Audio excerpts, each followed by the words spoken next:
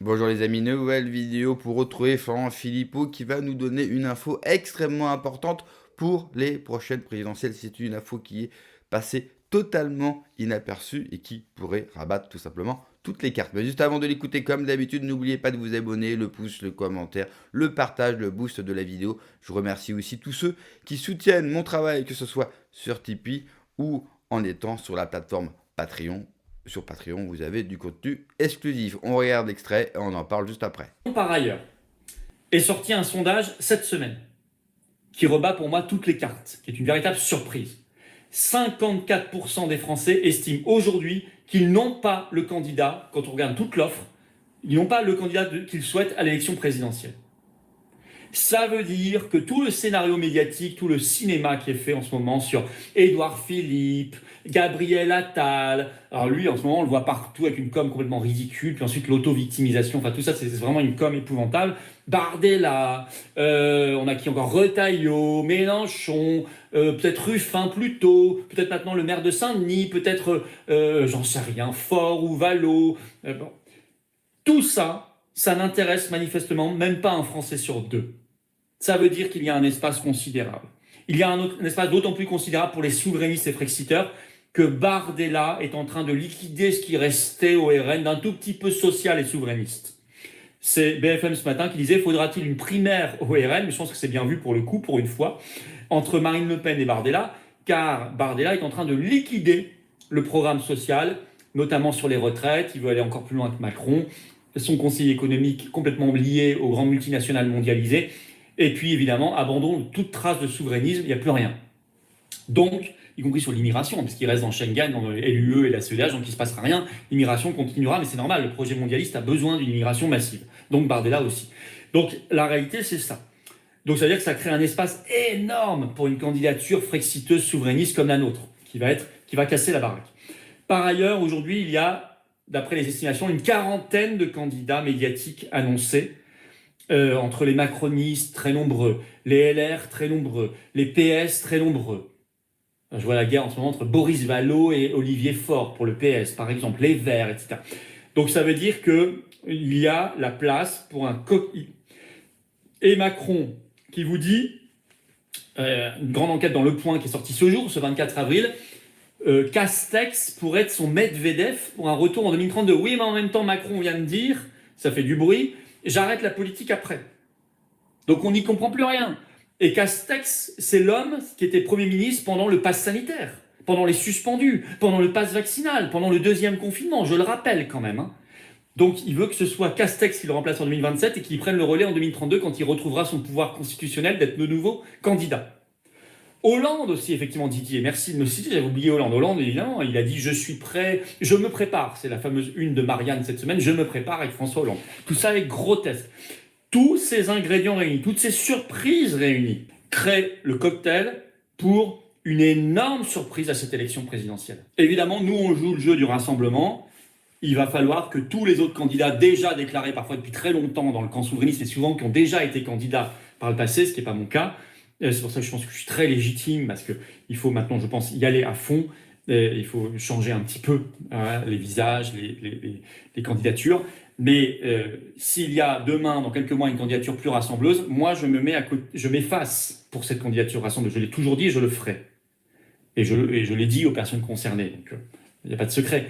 J'espère qu'il en sera de même pour les autres candidats qui, aujourd'hui, seraient condamnés à faire 1%, et ça ne sert à rien. Donc, il faut jouer ce jeu du rassemblement. C'est très important. Pas d'ego. Voilà. L'intérêt vital de la France, parce que le pronostic vital de la France est engagé. Pas d'ego pour les souverainistes, c'est peut-être la chose la plus dure à avoir. Ils sont tous candidats. Nicolas Dupont-Aignan est candidat, François Asselineau est candidat, et nous l'apprenons, Florian Philippot est candidat, alors que depuis quelques semaines, il disait « j'irai pas » ou alors « vraiment j'irai ».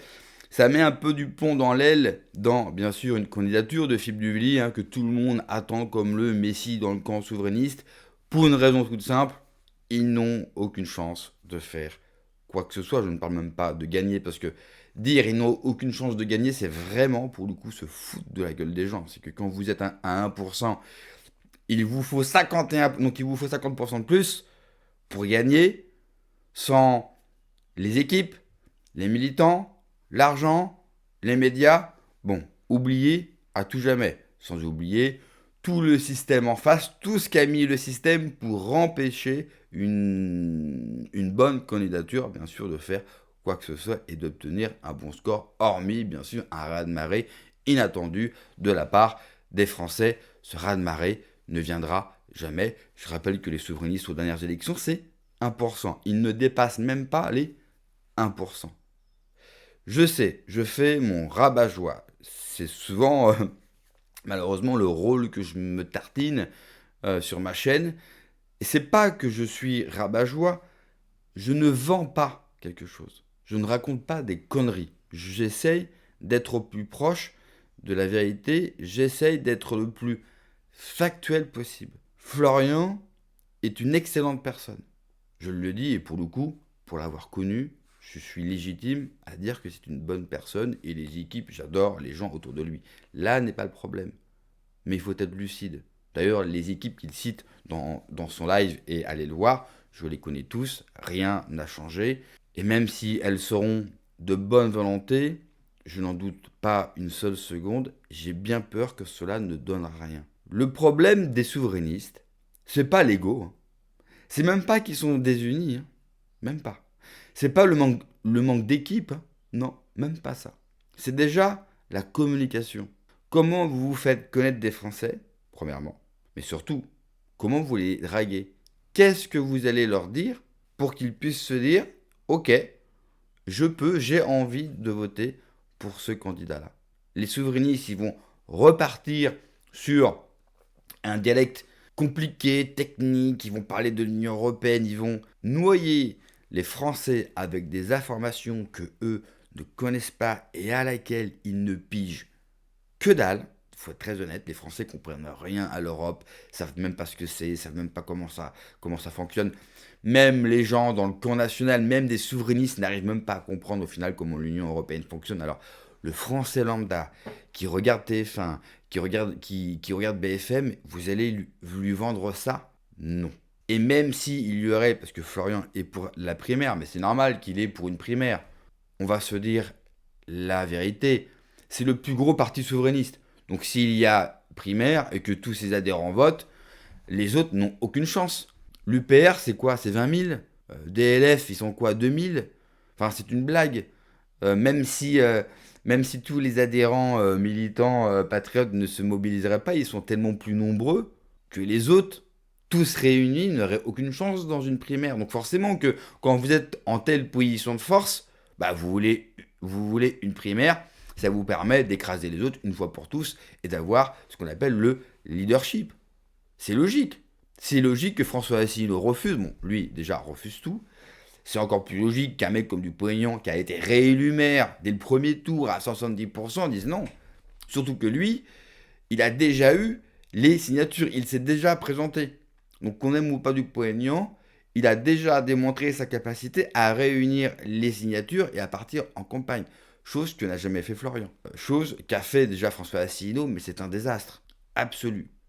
Les souverainistes confondent Internet, où ils sont connus, ça marche, ça fait des vues, tant mieux, et c'est très bien, et la vraie vie, où là, personne ne les connaît. Souvenez-vous du reportage que vous pouvez retrouver, que vous pouvez aller voir pour ceux qui ne l'ont pas vu, de Mike Borowski qui va interroger les gens sur Asselineau, sur Philippot. Il va demander aux Français s'ils les connaissent et ce qu'ils pensent d'eux et ce que leur évoque le mot souverainiste. Et vous allez voir, les réponses sont formidables. Certes, c'est à Paris, certes, c'est une métropole, mais vraiment, ce micro-trottoir raconte tout sur le milieu souverainiste français. À tel point qu'on attend que Philippe Duvillier, qui sort de nulle part, il sort du bois, tout le monde prie, croyez-moi, pour qu'il se présente. Florian a encore mangé avec lui ces derniers jours. Tout le monde essaie de lui faire la cour. Le seul qui souhaite vraiment qu'il ne se présente pas, c'est Nicolas Dupont-Aignan. Parce que là, ça vient ruiner tous ses plans. Nicolas Dupont-Aignan ne pourra pas aller contre Philippe Duvillier et se présenter en plus. Ça ferait vraiment mauvais genre. Parce qu'entre Philippe Duvillier et Dupont-Aignan, Philippe Duvillier a quand même une aura médiatique, un amour, un respect de la part des gens beaucoup plus grand. Dupont-Aignan, c'est quand même quelqu'un qui change sa veste assez souvent. et des fois, plusieurs fois dans la même journée, donc il est compliqué à suivre. Puis ensuite, vous avez François Asselineau. Bon, bah lui, il veut faire cavalier seul, et il ira jusqu'au bout, jusqu'à la fin. Voilà, jusqu'à la fin de l'UPR, parce qu'une fois qu'il partira, comme il n'y a personne, l'UPR n'existera plus. Faut se dire ça, c'est triste, mais c'est une réalité. Ensuite, pour revenir rapidement sur ce fameux sondage, écoutez, les Français sont pas satisfaits. Ouais, très bien. Pour autant, ils vont quand même voter pour les candidats qu'on va leur présenter, hein. Vous avez vu, vous avez Gabriel Attal qui est en pleine promo, il fait signer son livre. Vous avez vu la queue pour faire signer le bouquin. Enfin, quelle personne, hein, qui a un cerveau, hein, quel débile peut se dire, putain, il faut absolument, déjà que j'achète le livre de Gabriel Attal, donc lire, je vais rester poli, un mec de 30 ans avec des pratiques douteuses qui n'a jamais rien fait de sa vie, tu te dis, putain, le mec il va m'apprendre des choses, et en plus je vais aller perdre mon temps à faire signer le livre. C'est les mêmes Français qui vous disent, on n'est pas content, mais ils vont acheter le livre de Nicolas Sarkozy qui devrait être en prison, lui envoient des dons en prison pour qu'il puisse manger, le pauvre, et ils font la queue pour aller signer le bouquin, hein. Donc rassurez-vous, hein. Vous savez, un sondage, c'est pas un vote. On vote par intérêt et on vote par caste. Un sondage, vous pouvez dire, ça ne vous engage à rien, on vous appelle chez vous, vous êtes tranquille en train de boire un coup chez vous, en train de voir un film, fumer une clope, on vous appelle, ouais, moi ça me convient pas, et rassurez-vous, les Français vont voter. N'oubliez jamais, hein, que 70% des gens décident de leur vote 2 semaines avant le premier tour. Donc, tout ce qu'on peut dire, hein, tous les débats politiques, tous les sondages ne valent absolument rien. Une fois que la machine médiatique va se mettre en route, vous allez voir ce que vous allez voir. C'est pareil pour ceux qui vous disent le cordon sanitaire du fascisme ne fonctionne plus, fonctionne moins. Il fonctionnera à la perfection. Dire le contraire, c'est vraiment ne pas vouloir connaître ce que pensent les Français. C'est désolant, totalement, mais c'est une réalité. Et il nous faut voir la France et les Français tels qu'ils sont. Merci d'avoir regardé la vidéo les amis. N'oubliez pas comme d'habitude de vous abonner, le pouce, le commentaire, le partage, le boost de la vidéo. Prenez soin de vous, que Dieu vous protège. Allez, ciao.